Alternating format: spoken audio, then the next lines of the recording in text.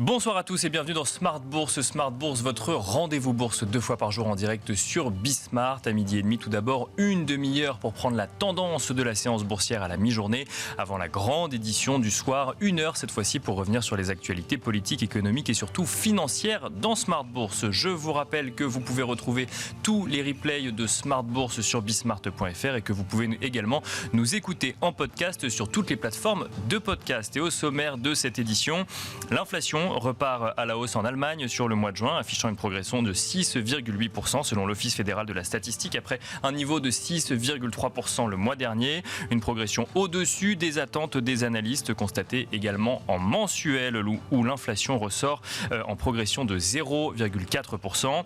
Un chiffre qui donne une première indication de l'inflation globale en zone euro, donc après l'inflation publiée en Espagne ce matin, qui elle montre un niveau global donc en Espagne qui passe en dessous des 2%, même si l'inflation core sur le sol espagnol reste, elle, à un niveau de 5,9%, en décélération tout de même par rapport au mois de mai. Des données qui, pour le moment, ne semblent pas militer pour un changement dans la politique monétaire de la BCE, alors que Christine Lagarde a justement rappelé hier à Sintra que le resserrement monétaire de l'institution serait aussi persistant que l'inflation le sera et que la mission de l'institution n'est pour le moment pas terminée. Nous reviendrons également sur le scénario de croissance économique aux États-Unis, alors que Jérôme Powell semble annoncer une prochaine hausse de taux déjà actée en juillet dans une économie américaine dont les statistiques montrent une certaine résistance. Le PIB des États-Unis a justement été revu à la hausse aujourd'hui pour le premier trimestre, ressortant donc en croissance de 2% contre une croissance de 1,3% initialement calculée. Un chiffre au-dessus des attentes des analystes que nous commenterons en plateau dans un instant, alors que les indicateurs de confiance, mais aussi en provenance du secteur immobilier résidentiel, montrent eux aussi une résilience donc de l'économie. Et enfin, nous terminerons cette émission avec Marché à thème, le quart d'heure thématique de Smart Bourse, où nous nous demanderons ensemble quelle stratégie adopter sur les fonds flexibles après une année 2022 complexe en matière de performance. Faut-il changer la recette qui a fait le succès de ces fonds sur les 10 dernières années, ou faut-il considérer l'année 2022 comme une anomalie? Nous en parlerons avec Louis Darvieux, gérant chez Admiral Gestion. On se retrouve tout de suite sur le plateau de Smart Bourse.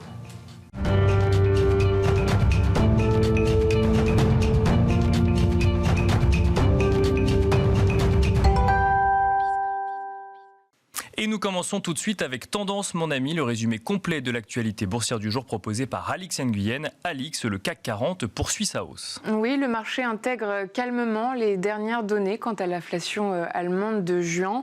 Elle repart à la hausse et dépasse les prévisions avec un rythme de croissance de 6,8% sur un an. Aux États-Unis, les rendements obligataires se tendent après des données économiques solides. Pour le premier trimestre, la croissance du PIB des États-Unis a été revue en forte hausse à 2% en rythme annualisé.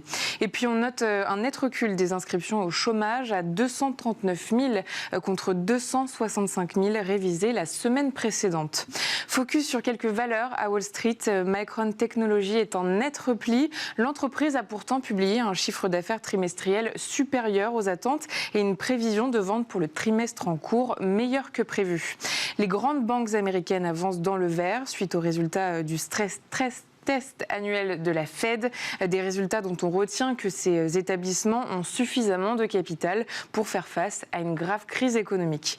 Et puis Apple frôle la barre symbolique des 3 000 milliards de dollars de capitalisation boursière. Côté valeur européenne, à présent, Alix, la plus forte hausse revient à H&M. Oui, l'entreprise suédoise publie un bénéfice plus élevé que prévu. Elle assure avoir bien débuté la saison estivale. Pour rappel, la société tente de rattraper son retard de croissance par rapport à ses rivaux. Ce matin, l'action de Casino dégringolait à son plus bas historique. Le groupe de distribution assure que quel que soit le plan de restructuration final de sa dette, les actionnaires seront lourdement lésés. Sa maison mère Rallye, qui perdra le contrôle de Casino, chute aussi. L'action de Renault bondit. Le groupe revoit à la hausse ses objectifs de rentabilité sur l'année. Depuis le début de l'année, le titre du constructeur a pris plus de 24%. Et puis on termine avec un petit point Banque centrale. La Banque centrale suédoise relève son taux directeur à 3,75%, soit une hausse de 0,25 points de pourcentage. C'est son niveau le plus élevé depuis 15 ans. Voilà donc Tendance, mon ami, le résumé complet de l'actualité boursière du jour proposé par Alix Nguyen.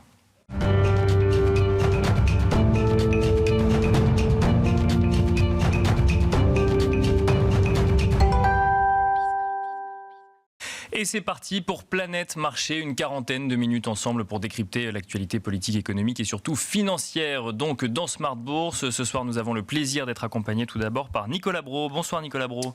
Bonsoir Nicolas. Vous êtes directeur associé chez Autingre Banque Privée. À vos côtés, nous avons le plaisir d'accueillir également Céline Picmal-Prade. Bonsoir Céline Picmal-Prade. Bonsoir Nicolas. Vous êtes présidente de Picmal Houghton Investment et nous avons le plaisir d'accueillir également Didier Borowski. Bonsoir Didier Borowski. Bonsoir Nicolas.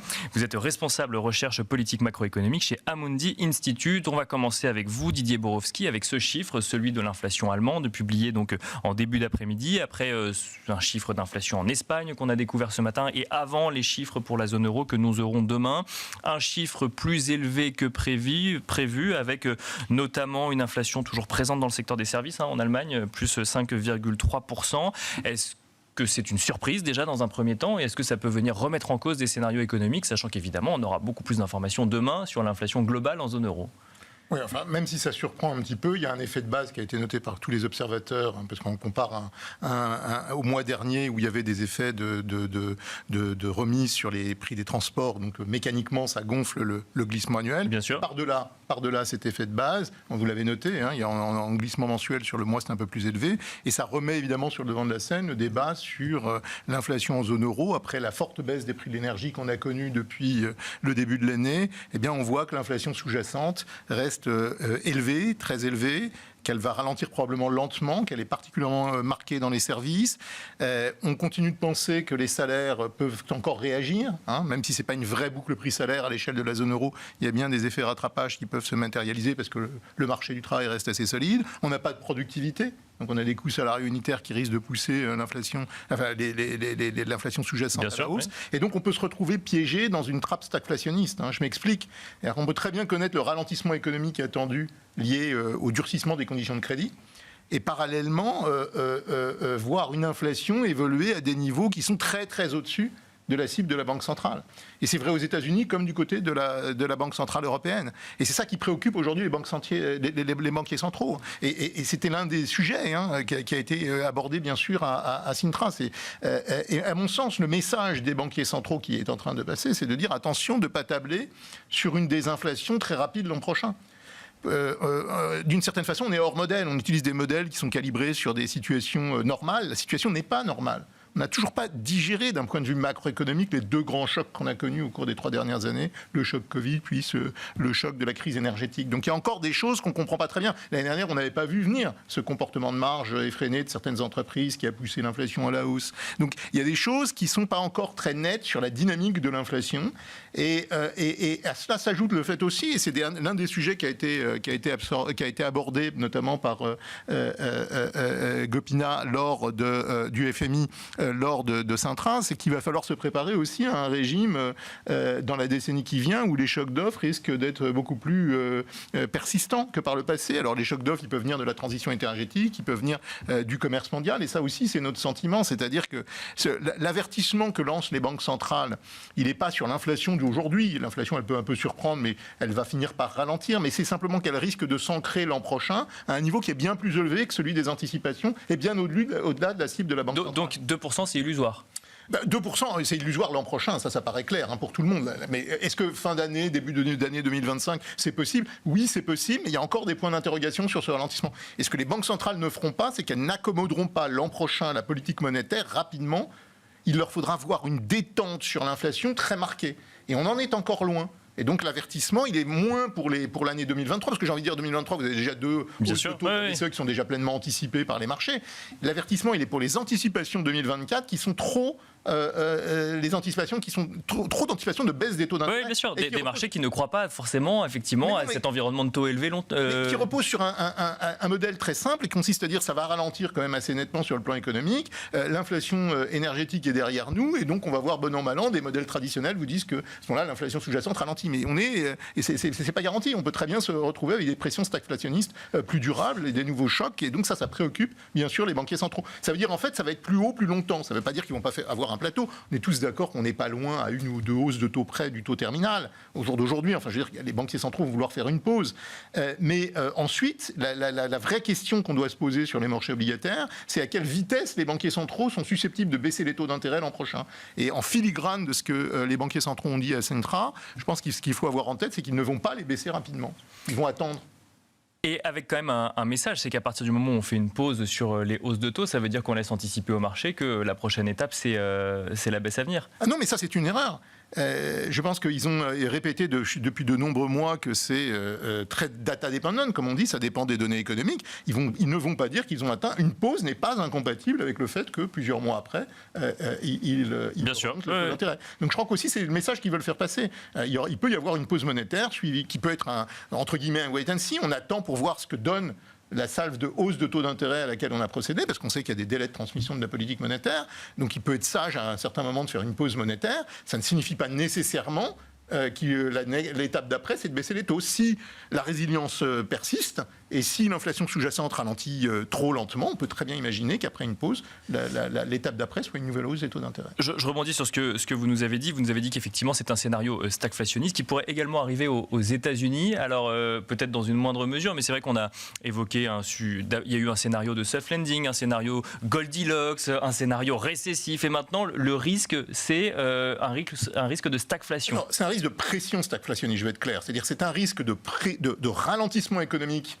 potentiellement prononcé. On s'attend quand même à une petite récession l'an prochain aux États-Unis, d'ici la fin de l'année, qui ne s'accompagne pas de pression désinflationniste comme à l'habitude. D'accord. Ou pas de même ampleur. Et qui met les banquiers centraux dans un corner. Et de notre point de vue, les banquiers centraux l'an prochain ne réagiront pas à l'évolution de la croissance, puisque un ralentissement de la croissance est attendu. Et ils attendront de voir le ralentissement de l'inflation. Et ça veut dire qu'ils vont sûrement pas être proactifs, ils vont être très réactifs. Et il y a probablement trop d'anticipation de baisse des taux directeurs l'an prochain dans les anticipations de marché. Et c'est ça, à mon sens, que les banquiers centraux, c'est le message que les banquiers centraux cherchent à faire passer au jour d'aujourd'hui. Donc tant que les marchés n'y croient pas, ils continuent jusqu'à ce que les marchés y croient. Globalement, c'est ce qu'il faut comprendre. Oui, je crois qu'ils essayent de faire de la pédagogie sur l'univers compliqué qu'on va connaître. La décennie qui vient va être compliquée à mains égards. Et je pense que cette problématique de nouvelle mondialisation, de transition énergétique va revenir très vite sur le devant de la scène du côté de l'impact induit sur la dynamique des prix. On peut peut-être continuer avec vous, Nicolas Brault.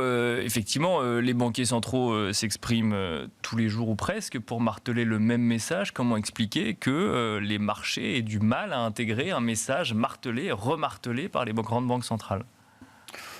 Si vous permettez, je vais essayer de ne pas rentrer dans une justification de est-ce qu'on ne comprend pas le message qui est donné depuis des mois. Je constate Bien sûr, que le message des banquiers centraux est clair, il n'y a aucune ambiguïté. C'est même c'est martelé avec une insistance un peu sans précédent. Bien sûr. Vous ne voulez pas nous croire, donc on va vous le redire et autrement. J'observe. Que le scénario principal, depuis que l'inflation est sortie du chapeau à l'occasion de, si on peut dire, le catalyseur, ça a été la guerre en Ukraine. Bien sûr. Il y a deux scénarios qui dominent. Il y a une désinflation ou une baisse de l'inflation en 2023 qui va être progressive. C'est en gros ce que je comprends de ce que vous avez dit, en tout cas ce que disent les banquiers centraux. Hein. Bien sûr, oui. Donc les taux vont rester élevés pendant longtemps. Hein. On a eu lower for longer, maintenant on a higher for longer. Et puis il y a le scénario, ça baisse, mais attention, ça va réaccélérer. Ça, il y a beaucoup d'acteurs, notamment sur les marchés obligataires, qui disent oui c'est bien, mais ça ne va pas durer. C'est vrai que je n'arrive pas à me ranger dans ce camp-là, d'une façon générale. Après, ce que j'observe en tant qu'investisseur, action, même si c'est un marché alternatif par rapport aux marchés obligataires. Bien sûr. Tant que les banques centrales nous disent on n'a pas fini le job et qu'il n'y a pas de baisse des taux prévisible à un horizon court, les taux longs, j'observe, les taux longs, hein, je ne suis pas économiste de formation, donc je crois beaucoup à ce que disent les marchés obligataires. Les taux longs sont très stables. Pour nous, investisseurs actions, qu'est-ce qui compte ? Le taux court ou le taux long ? On regarde le taux long.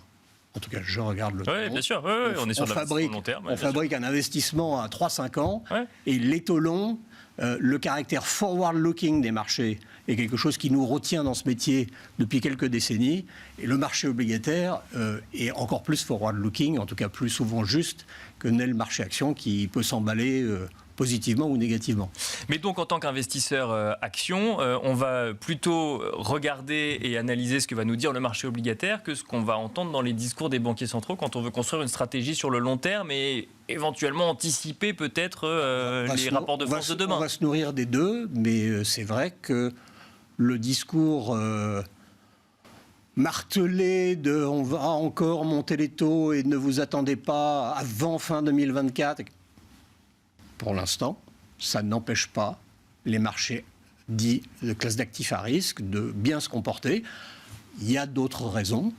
On parlera de saison de publication de résultats, on parlera de la demande.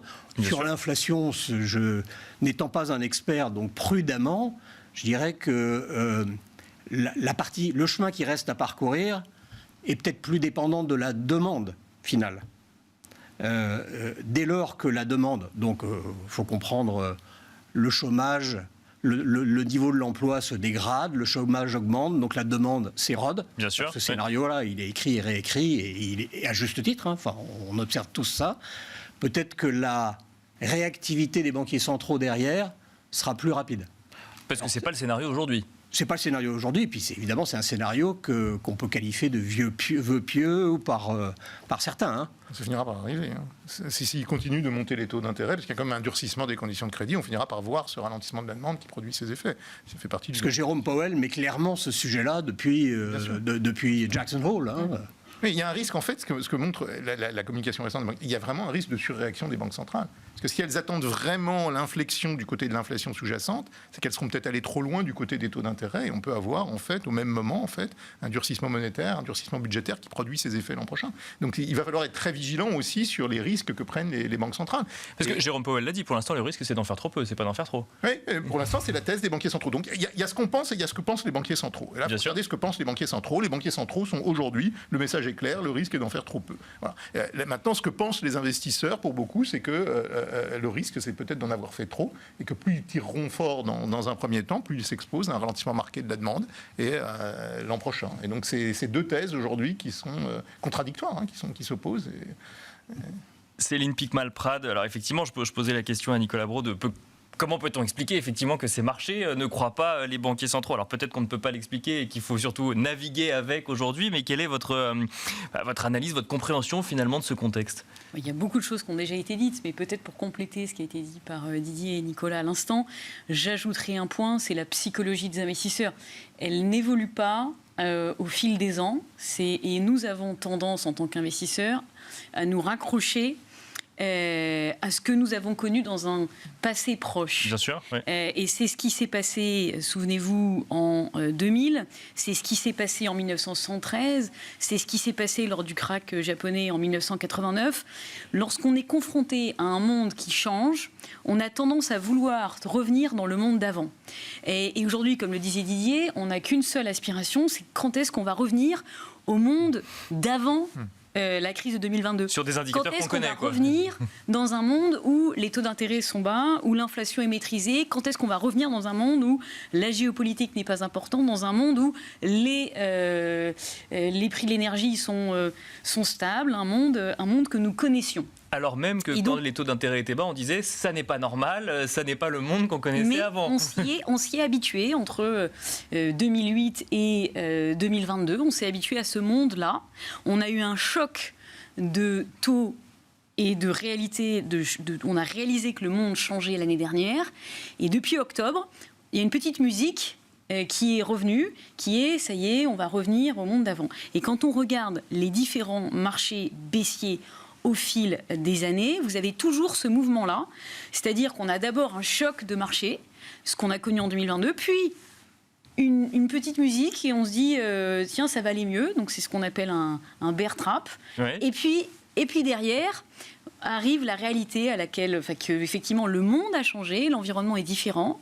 Et donc là, à ce moment-là, on a la peur qui s'installe, puis la capitulation, puis voilà. Et là, à ce moment-là, effectivement, tout le monde est en panique. Mais nous n'avons pas connu en 2022 de panique. Et aujourd'hui, on est en train de se dire que tout va bien et qu'il faut qu'on reprenne massivement du risque. Alors qu'effectivement, quand on regarde froidement la réalité à laquelle on est confronté, on voit qu'on a du côté de l'économie, même si c'était mieux qu'attendu, on est plutôt confronté à un ralentissement économique par rapport à ce qu'on avait connu auparavant. Du côté de la liquidité, on l'a évoqué à l'instant, on est dans un environnement où la liquidité se resserre. Du côté de la croissance des bénéfices d'entreprise, on attend pour 2023 une croissance autour de 0. Donc c'est quand même pas énorme. Du côté des valorisations, on est revenu à des points extrêmement élevés. On doit être à 19 fois les bénéfices pour le SP500. Et ce qui est plus important et ce qui est plus inquiétant à mon sens, et ce qui se rapproche, c'est pour ça que je fais un parallèle avec 99, c'est qu'on a une concentration du marché que j'ai rarement vue. Donc la dernière fois que j'ai vu ça, effectivement, c'était en 99, en tant qu'analyste financier à l'époque. Et quand on compare 99 et 2023, on avait en 99 6 valeurs, dont Intel, Cisco, Lucent, IBM, qui représentaient plus de 100% de la hausse du marché en 99. Donc ça veut dire que le reste du marché baissait. Ouais, bien sûr. Il y avait 6 valeurs qui montaient toutes seules. Si vous regardez ce qui se passe en 2023, vous avez 7 valeurs qui montent et qui représentent 123% de la hausse du SP500 en 2023. Et ça, comment on l'analyse? Ce qui veut l'analyse dire que alors? les autres, vous avez 493 sociétés qui globalement baissent. Donc c'est un marché qui est ultra concentré. Et quand on a un marché qui est ultra concentré, c'est extrêmement dangereux. Parce que, et donc si je fais la comparaison encore une fois, en 99, vous aviez le top 10 américain qui représentait 30% du SP500. Aujourd'hui, c'est 33%. Mais alors, donc là, il faut faire, à mon avis, très attention. Qu'est-ce que ça nous dit et comment on navigue? Ça veut dire qu'il n'y a rien à faire du tout. Oui. C'est juste qu'il faut vraiment faire attention parce que, compte tenu de l'environnement actuel et compte tenu du fait qu'on a une volatilité qui a baissé, on est dans une espèce d'insouciance un petit peu. Donc quand on regarde les indicateurs du côté des investisseurs, ils sont assez sereins. Cette sérénité, à mon sens, est assez factice. Oui. Et donc il faut vraiment faire attention à nos investissements, mais ça ne veut pas dire, à mon sens, qu'il n'y a rien à faire. Parce qu'on peut avoir un marché dans lequel on va se réintéresser. Je le voyais avec les résultats à l'instant de Micron et de Total, de Renault, oui. C'était assez intéressant. Vous avez d'un côté les résultats de Micron qui sortent et le titre qui baisse, et les résultats de Renault qui sortent et le titre qui monte. Alors qu'on nous a expliqué depuis 2 ans que pour faire face à la récession et le ralentissement économique, il fallait absolument se mettre sur les sociétés technologiques. Et là aussi, j'ai retrouvé les articles de 99, en janvier 2000, vous avez des gérants qui vous expliquent qu'il faut absolument se mettre sur les grosses sociétés technologiques comme Cisco, parce que ce sera forcément le protecteur dans une phase de marché compliqué. Parce que ce sont ces sociétés-là qui vont s'en sortir dans un ralentissement économique. Alors l'histoire nous a prouvé que c'était complètement faux, mais j'ai bien peur qu'on découvre à nouveau qu'investir sur Apple, Tesla, Nvidia ou je ne sais quelle société qui fait Meta, partie du top 7, ça ne sera pas, à mon sens, là qu'on aura de la croissance. Et ces sociétés, en plus, nous l'ont dit. Il y a la Fed qui nous a dit qu'elle ralentissait, mais ces sociétés technologiques aussi. Elles nous ont dit, lors des publications de résultats, ça va mal, on a un ralentissement de la demande, on a des bases de comparaison difficiles. Mais alors ça, les investisseurs ne l'écoutent pas. C'est quoi? C'est les trackers qui faussent la donne? C'est que effectivement, vous avez un emballement sur un indice, donc on achète l'indice. Quand on achète l'indice, on rachète les sociétés leaders, mais on a eu exactement la même chose en 99. C'est un début de bulle. C'est une bulle. Ah, c'est ça. Quand on a... ouais. Je vais faire des observations. Et on va les analyser. Pour apporter une voix un peu dissonante. Il faut du débat. Positive. Il y a en matière économique des logiques, malheureusement, et je crois qu'on le voit en matière financière, le retour vers la norme, c'est bien, c'est un très beau concept. La réalité, c'est que dans des tas de secteurs, the winner takes it all. C'était la techno dans les années 2000. Ça a duré 20 ans, 22 ans. Ça a culminé avec une consommation. On finissait même par se distraire avec le digital. Travailler.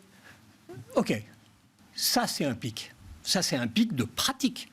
Pas simplement d'emballement financier. Parce que souvent, ça s'appuie quand même sur des fondamentaux. Vous voyez aujourd'hui dans le domaine du luxe, qui est le secteur d'observation, parce que là aussi, il y a une bulle en formation, et dès que les Chinois seront arrivés, on aura cumulé tous les éléments pour faire une bulle. En attendant, dans le luxe, tous les acteurs se battent pour faire des opérations de soutien à la marque. Qui en a les moyens? Ceux qui ont des marges, ceux qui dégagent comme LVMH en une année de free cash, ils ont payé Tiffany, sur lequel ils ont eu 0 rabais, hein, ça a été du cinéma. Ils se battent pour les talents et ils se battent pour les meilleurs emplacements. Les meilleurs emplacements, c'est évidemment sur les réseaux sociaux, mais surtout les emplacements physiques qui drainent du chiffre d'affaires, mais surtout qui sont des navires amiraux qui emmènent l'image. Et ça, vous n'avez pas beaucoup d'acteurs qui sont... L'impression que j'en ai en 2023, ce qui a changé depuis fin 2022 dans ce secteur-là, c'est que l'écart se creuse vraiment entre... Dans le secteur du luxe. Pour prendre un exemple d'un secteur sur lequel, là aussi, on pourrait dire, il y a une bulle.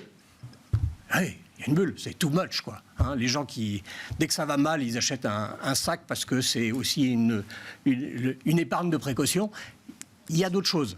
Mais c'est vrai que la bonne tendance du luxe peut déranger. Est-ce que c'est la fin?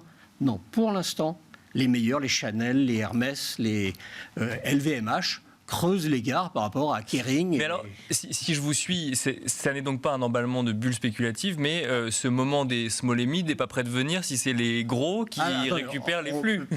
Peut-être qu'on en parlera après des small et mid. Après, je veux bien qu'on dise que tout le monde est extrêmement serein. Moi, je lis, comme vous tous, des papiers tous les jours où on nous raconte quand même toujours que quand ça va bien, c'est pas normal, ça va pas durer. Et le positionnement des investisseurs, il n'y a pas eu d'énormes mouvements de capitaux vers la classe d'actifs equity. Ça n'est pas vrai. The bear market is climbing a wall of worry, comme on les a connus dans les années 2000. Ça a été un rallye le plus détesté de l'histoire, celui qui a culminé avec le Covid. Hein. Donc, je suis plutôt dans ce camp-là, où je vois beaucoup de gens qui nous disent que l'année 2023 était une année obligataire. C'est de nouveau... et 2022 bien, ou 2023 2023 se profilait comme une très grande année obligataire. Mais c'est vrai qu'on est payé pour prendre du risque obligataire, enfin. Donc je ne dis pas que c'est faux. Je dis que pour l'instant... Après avoir pris moins 18, je caricature, sur des emprunts souverains en 2022, le retour, la normalisation positive, elle n'est pas impressionnante sur les obligues. Donc, je ne suis pas du tout sûr, pour dire les choses très clairement, je ne suis pas du tout sûr qu'on baigne dans une euphorie débordante et qu'on soit dans l'insouciance absolue. Je ne crois pas du tout. Non, mais quand même dans une concentration de marché. Oui, alors la concentration. C'est vrai que ça dérange. Maintenant, le S&P, à fin avril, nous, on stagne depuis fin avril. Hein. Le S&P, depuis fin avril, alors que c'était déjà que Apple, déjà Nvidia et les autres qui remontaient, c'est le fond du marché américain qui a refranchi un cran. Donc, je veux bien qu'on dise que c'est très concentré. Mais alors, pourquoi le Japon? Le value play absolu qu'on a connu tous les trois dans les années fantastiques, puis après 25 ou 20 ans de bear market. Le Japon revient. En fait, il y a un élargissement, je pense, du marché. C'est une interprétation. Je peux me tromper. Mais on en fait un petit peu trop, je crois, sur cette concentration et le symptôme d'une euphorie. Et en fait, on se rue sur Nvidia. Mais non, on ne se rue pas sur Nvidia. Il s'est passé quand même des choses cette année. La surprise de cette année, ce n'est pas la faillite des... Enfin, si, c'est une surprise pour moi. Mais la faillite des banques régionales aux États-Unis, c'est l'intelligence artificielle. On a là quelque chose qui, en termes macroéconomiques, est porteur.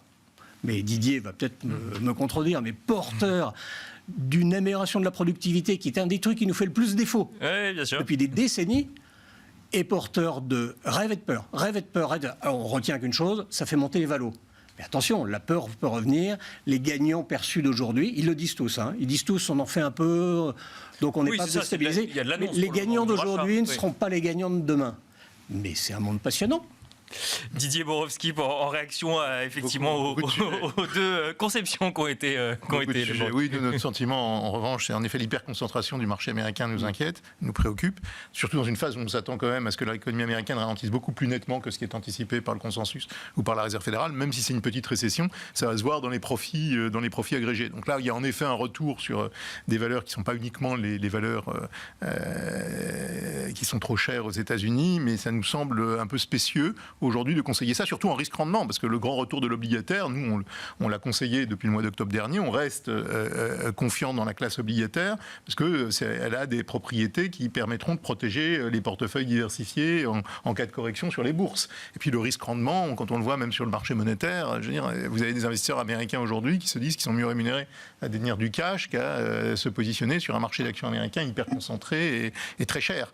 Donc là, il y a ces thématiques-là qu'il faut quand même avoir dans un coin de l'esprit. La récession des profits, c'est quand même quelque chose qui peut venir. Et même s'il y a beaucoup de résilience du côté de l'économie américaine et aussi du côté de l'économie européenne, ça nous semble faux de croire qu'on peut rester résilient aussi longtemps compte tenu du discours des banques centrales. Parce qu'une fois de plus, si on est résilient pendant très longtemps, les banques centrales seront plus loin le curseur. C'est ce qu'elles disent, parce qu'elles anticiperont à ce moment-là que l'inflation restera plus nettement dans le système. Et ça, c'est pas très bien vu, à mon sens, par les marchés d'actions. Donc il faut faire très attention à ça. Ça ne signifie pas qu'il n'y a pas de la valorisation relative. Là, je ne rentrerai pas dans ces sujets, mais c'est évident par secteur, par entreprise, etc. Mais c'est sur les indices, d'un point de vue directionnel, une volatilité aussi faible avec des marchés hyper concentrés. Je parle du marché américain, ça nous paraît préoccupant. Voilà. Alors maintenant, l'espoir des gains de productivité générés par l'intelligence artificielle, oui, il y a beaucoup de rapports qui vont dans ce sens-là. Rapport de l'OCDE, rapport McKinsey, beaucoup d'enquêtes qui semblent montrer que ça va être ce qui va se passer dans un premier temps. Maintenant, il faut faire attention, je veux dire, ça va pas se passer du jour au lendemain. C'est peut-être une histoire qui va se construire dans les 3 à 5 ans, et il faut attendre avant de pouvoir constituer les gains de productivité induits. Il y a quand même un point d'interrogation derrière tout ça. Bon, alors, tous les faits que je mentionne, c'est des faits, comme disait Bachelard, c'est des faits polémiques, parce que il y a encore beaucoup d'incertitudes sur l'interprétation. Tout à l'heure, on disait, on espère revenir au monde d'avant, mais on ne reviendra pas au monde d'avant. En tout cas, si le monde d'avant, c'est ce qu'on a vu depuis la grande crise financière jusqu'à 2022, il n'y aura pas de retour sur le monde d'avant. Quand je disais qu'on était hors modèle, on est en dehors des modèles qui répliquent le passé. On est dans quelque chose de nouveau, du côté de la mondialisation, du côté du changement climatique, du côté des degrés de liberté des politiques monétaires et des politiques budgétaires. Il y aura moins de degrés de liberté pour lutter dans les chocs du futur, pour lisser les cycles. Et ça, ce sont des éléments qui sont préoccupants et qui sont à prendre en considération au jour d'aujourd'hui. Donc les investisseurs doivent se projeter dans le monde de demain, pas en espérant que les taux d'intérêt vont revenir au niveau qu'ils ont connu juste avant le début du choc Covid. Ça ne nous semble pas du tout être le sens de l'histoire. Eh ben, ça fait une transition toute trouvée pour aborder quand même un autre sujet marché avec vous, Céline Picmal-Prade. Il y a peut-être un autre juge de paix aussi sur les marchés, c'est quand même l'activité des entreprises, trimestre après trimestre. On a une saison des résultats qui va s'ouvrir. À quoi est-ce que vous vous attendez justement? Est-ce que le sujet va être, dans cet environnement d'inflation plus élevé, la capacité à conserver des marges et à toujours dégager du bénéfice? Donc effectivement, pour rebondir sur ce que disait Nicolas à l'instant, je pense que le juge de paix sera la publication des bénéfices, comme ça avait été le juge de paix en 2000. Et pour revenir sur ce parallèle, et pourquoi est-ce que je m'inquiète pour les bénéfices des sociétés technologiques, en particulier, et pas forcément sur le luxe, c'est un autre problème, mais sur les sociétés technologiques en particulier. Si vous regardez en début 2000, on avait deux inquiétudes qui étaient une base de comparaison compliquée parce que vous aviez eu un pic d'investissement parce qu'on attendait le bug de l'an 2000. Ouais. Donc comme on attendait le bug de l'an 2000, il y avait eu un surinvestissement en technologie avant 2000 qui faisait qu'on avait des bases de comparaison pour les bénéfices qui étaient difficiles. Et la deuxième problématique à laquelle on est confronté, c'est qu'on avait également à l'époque une hausse des taux d'intérêt qui avait entraîné des contraintes au niveau des dépenses de la part des entreprises et qui avait aussi amené à des sociétés technologiques plus en difficulté et donc moins à même de dépenser du côté de la technologie parce qu'elles avaient des problèmes de financement. D'accord. Donc ça, c'est pour ce qui s'est passé en 2000. Et ça me fait quand même énormément penser à l'environnement actuel pour les sociétés technologiques, pour les deux mêmes raisons. Des bases de comparaison difficiles, après des dépenses extraordinaires qui ont été liées au Covid et au confinement. Mmh. Donc on a vraiment des bases de comparaison compliquées. On le voit, les chiffres de vente d'ordinateurs sont en baisse de 30% sur le premier trimestre. Les chiffres de vente de téléphones portables en baisse de 15% sur le premier trimestre. Oui, parce qu'on a constaté des vagues d'équipements qui sont tombées. Les sociétés du Nasdaq ont eu des bénéfices en baisse de 6% sur le premier trimestre. Donc, on a des effets de base de comparaison difficiles. Et de l'autre côté, vous adressez à des clients qui sont sous pression du fait de cette hausse des taux d'intérêt, parce que vous avez un certain nombre de start-up aujourd'hui qui ont des problèmes de financement et on leur demande d'être profitables. Et pour être profitable, il faut serrer les coûts et on arrête de dépenser à tout va comme on le faisait depuis 10 ans. Donc ça a un impact sur les carnets de commandes. Et après, effectivement, en 2000, on avait .com. Aujourd'hui, c'est intelligence artificielle. Intelligence artificielle, juste pour revenir sur l'impact que ça peut avoir sur les entreprises, ça représente aujourd'hui 2 à 3% de la demande de semi-conducteurs qui est attendue pour le deuxième semestre 2023. 50% de la demande de semi-conducteurs, c'est les ordinateurs et c'est les téléphones portables. Avec et après, une autre partie, donc pour les 50%, c'est les serveurs hors intelligence artificielle. D'accord. Donc tout ça, c'est sous pression. Donc à mon sens, ça ne va pas être les 2-3% qui vont suffire à compenser sur le marché des semi-conducteurs le fait qu'on a des bases de comparaison très difficiles et de la demande sous pression sur les 50% autres.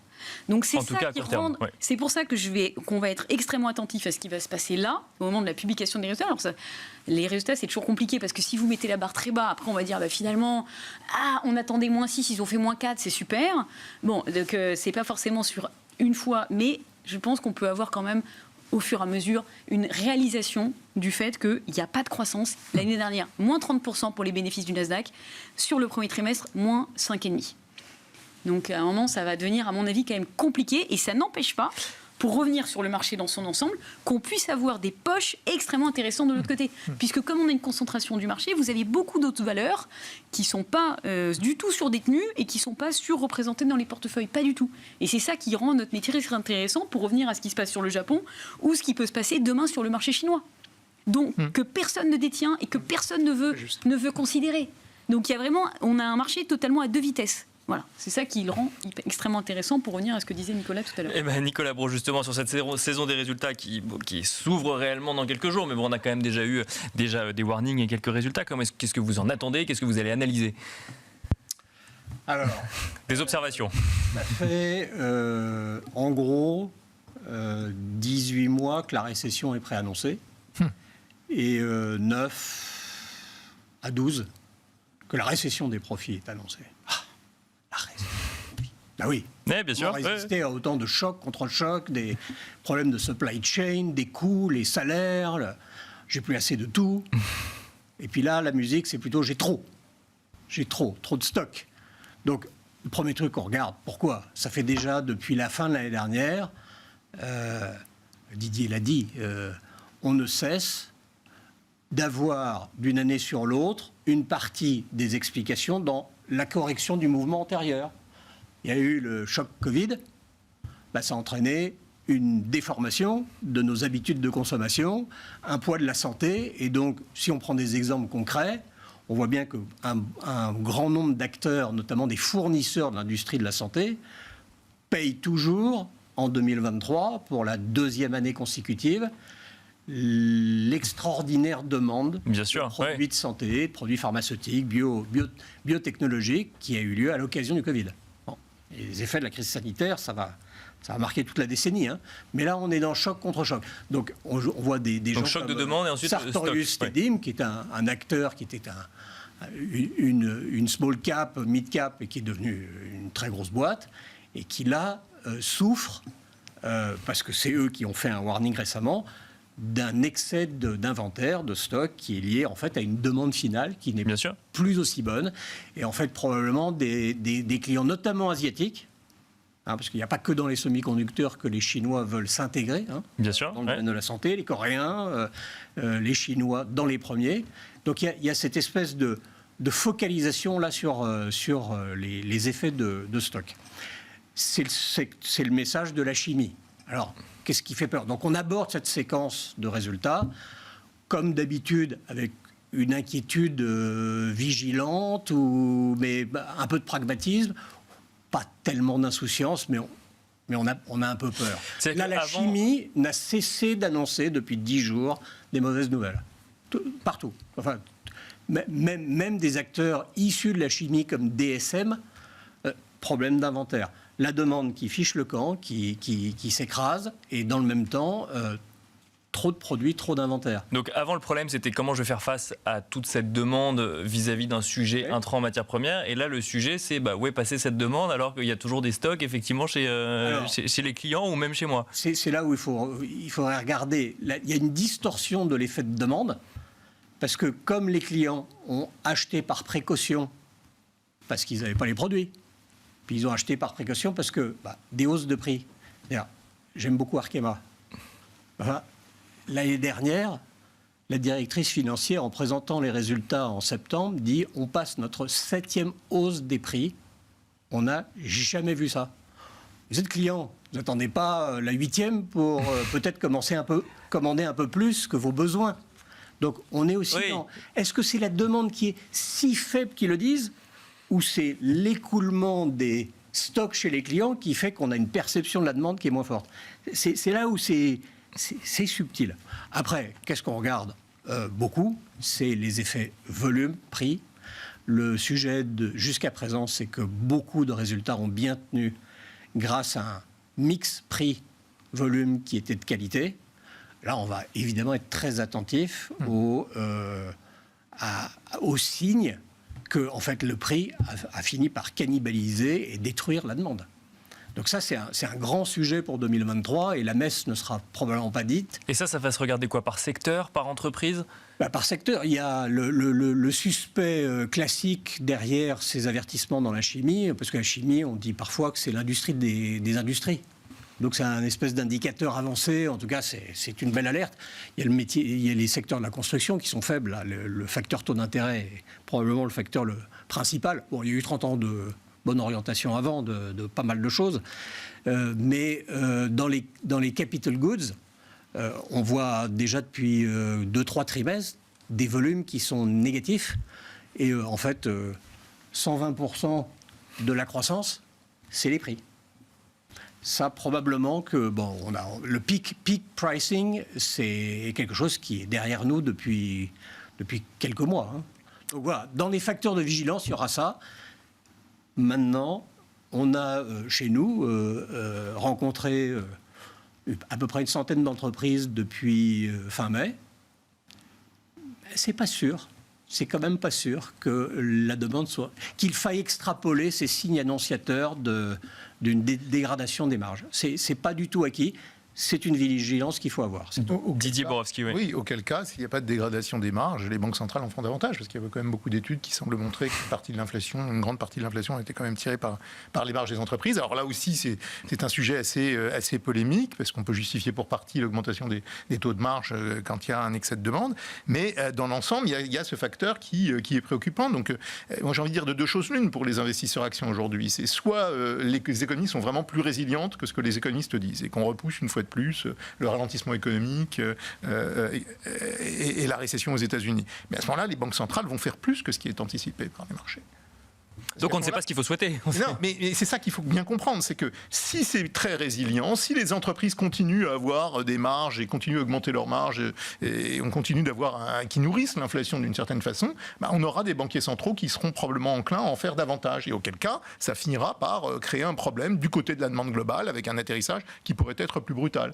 Donc il faut espérer en réalité qu'on commence à avoir un ajustement du côté des profits des entreprises, qu'on ait quelque chose d'ordonné et pour permettre une pause du côté des banques centrales, ce qui est notre sentiment, c'est petit ralentissement économique avec pause des banques centrales. Mais il y a quand même un risque qui est en train de monter, parce qu'il y a quand même des vulnérabilités financières qu'il faut avoir en tête. Et les vulnérabilités financières, elles sont liées au niveau d'endettement. Et elles vont tôt ou tard se réveiller, du côté des entreprises comme du côté des États. Donc si les banques centrales continuent de monter les taux d'intérêt, la vulnérabilité financière finira par revenir sur le devant de la scène avec des risques d'ajustement désordonnés, pour dire les choses de façon... Céline Picmal-Pratt pour compléter. Un dernier mot, justement, pour parler des banques centrales.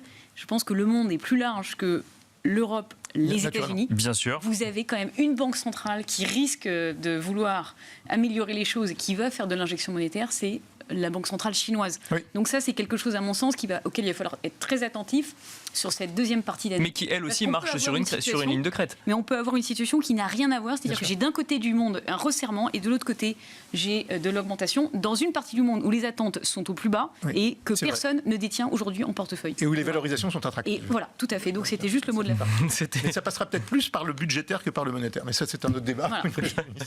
Merci en tout cas à tous les trois. Merci Didier Borowski, responsable recherche politique macroéconomique chez Amundi Institute. Merci Céline Picmal-Prade, présidente de Picmal Autumn Investment. Et merci Nicolas Brault, directeur associé chez Autingre Banque Privée. Merci à tous les trois. Merci à vous de nous avoir suivis. Et on se retrouve tout de suite dans Marché à thème.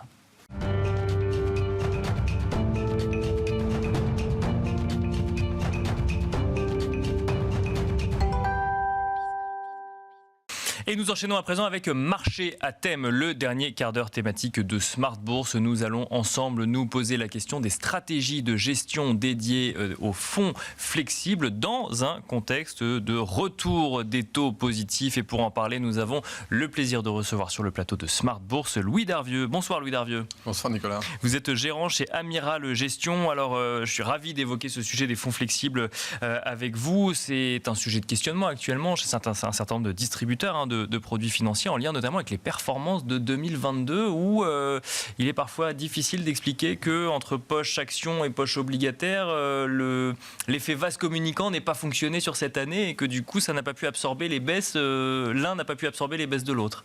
Oui, tout à fait, avec du coup des performances parfois qui ont pu se traduire par des baisses à deux chiffres, effectivement une diversification qui n'a pas pu fonctionner, tout simplement parce que la hausse de taux en fait a eu un impact sur les deux catégories, et en fait quelque part on a payé, je dirais, la situation inverse qu'on avait eue depuis la crise financière. D'accord, oui. Parce qu'effectivement, donc ces fonds flexibles ne datent pas d'hier pour le coup. Ils ont eu une dizaine d'années, j'allais dire florissantes, ou en tout cas avec un certain succès selon les gestions, bien évidemment. Peut-être qu'on peut donner un petit peu de contexte. Comment est-ce qu'historiquement on construit ces fonds flexibles ?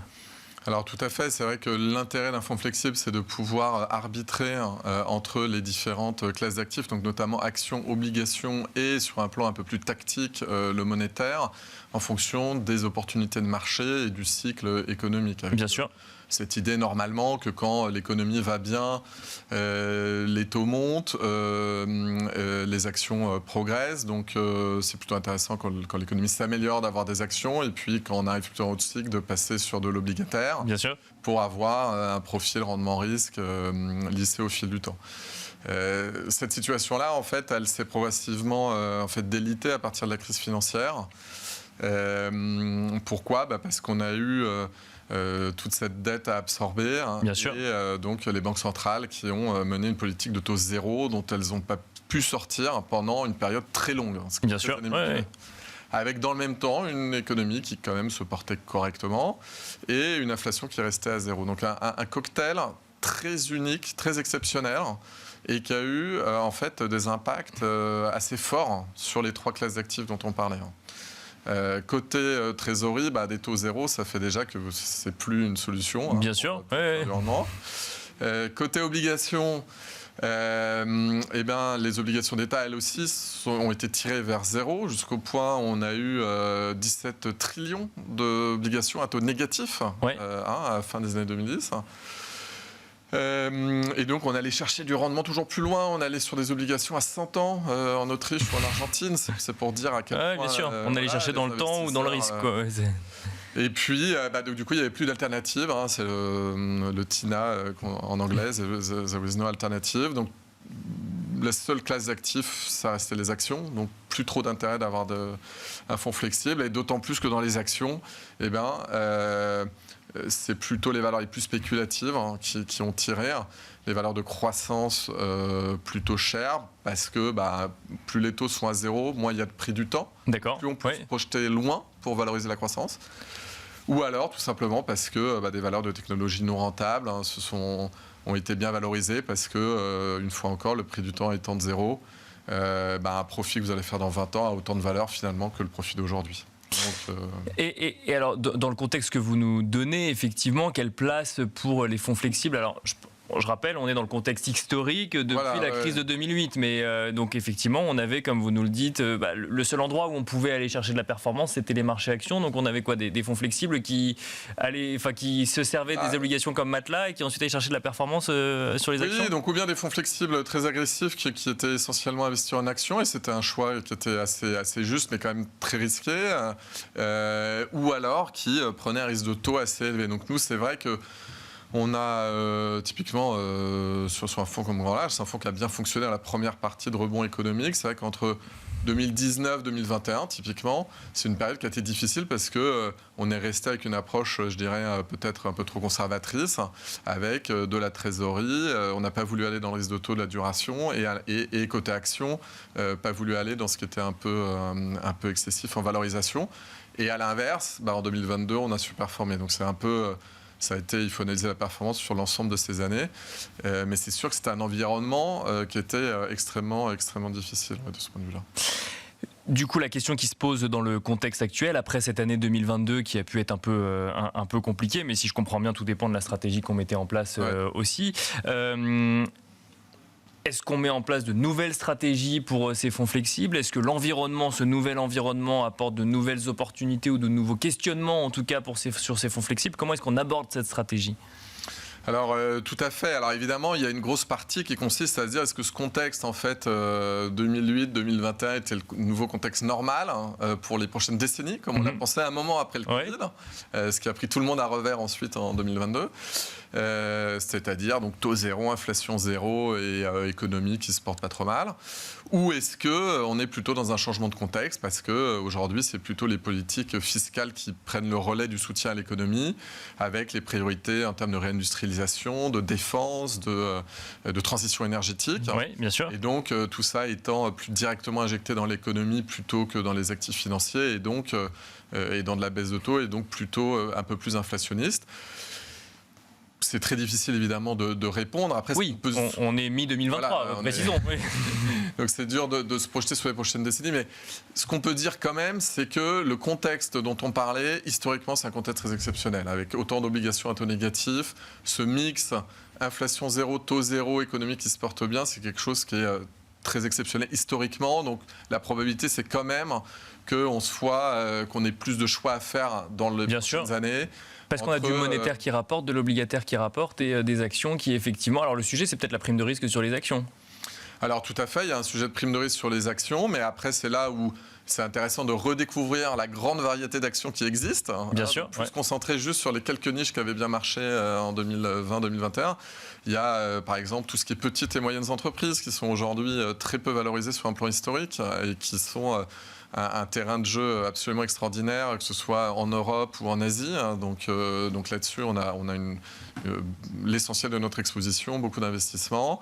Mais pareil aussi des valeurs décotées qui sont aujourd'hui peu endettées, par exemple. D'accord. C'est une chose intéressante. Les fonds flexibles ont pu souffrir ces dernières années aussi en décollecte par rapport à des segments comme l'immobilier ou le private equity qui sont structurellement très endettés, qui ont beaucoup bénéficié de la baisse de taux et de taux nuls.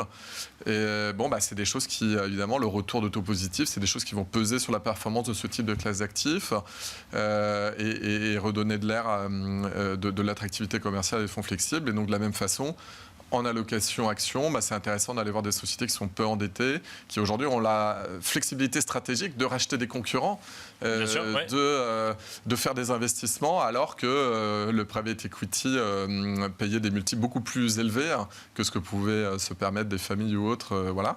Donc on a beaucoup d'entreprises comme ça qui retrouvent de la latitude stratégique et qui potentiellement pourront surperformer dans les prochaines années. Donc cette capacité à aller sur ces zones un peu délaissées depuis 5-6 ans, mais qui sont plus intéressantes en valorisation, c'est aussi ça qui peut faire la différence demain sur les fonds flexibles, au-delà du fait qu'effectivement les trois grandes classes d'actifs ont aujourd'hui retrouvé du rendement. On a retrouvé aussi du crédit sur les obligations d'entreprise, des marges de crédit.